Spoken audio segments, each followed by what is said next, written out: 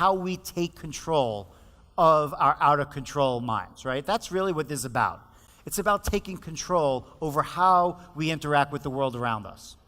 There are two pathways that I see us doing this.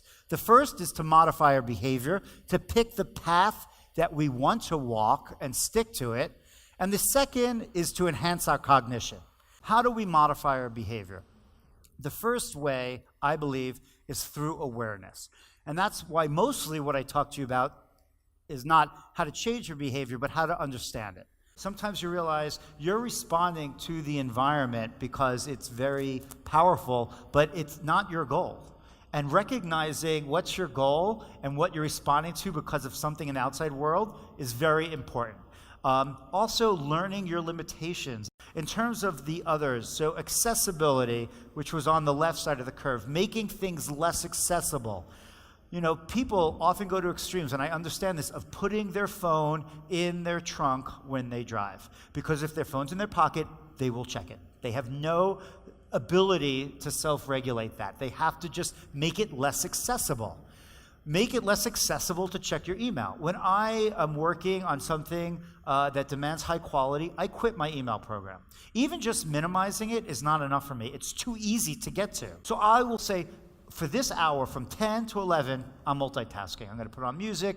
I'm going to get things done, but none of them are going to be make or break things. When 11 o'clock comes around till noon, I'm going to really just work on this one thing. I'm not going on social media. I'm not checking my email. I'm even, if I have to turn my phone to airplane mode, which I do, I'm going to do one thing. If you try to do that, I guarantee it's going to suck. It's really hard to do that. You give yourself an hour to do one thing, and you will feel the accumulation of boredom and anxiety, undoubtedly. I feel it too. And so, therefore, that gets us to the other two things. So deal with accessibility, cut down everything except the one thing when you're really trying to get high quality. Arousal and anxiety are super tricky to manage, but the way to deal with it, I find, this is not necessarily the ultimate answer, but it's one that worked for me, is to set break periods. So we talked about how do you modify your behavior, and now the other big question is how do you enhance your cognition? How do we build a stronger brain, right? Because we need to behave better, for sure, but if we had a stronger brain, that would help as well. The first thing is through experiences, how we interact with our environment.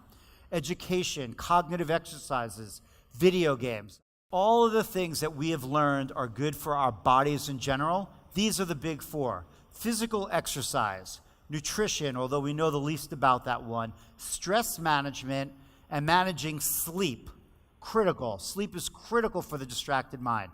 When you are not sleeping properly, fatigue leads to a big increase in the limitations of cognitive control. You will feel that burden as if you were drunk. I mean, it is not subtle, and lots of evidence on that. So all of these, how you can engage in a healthier lifestyle, can also help improve the distracted mind by strengthening your cognitive control.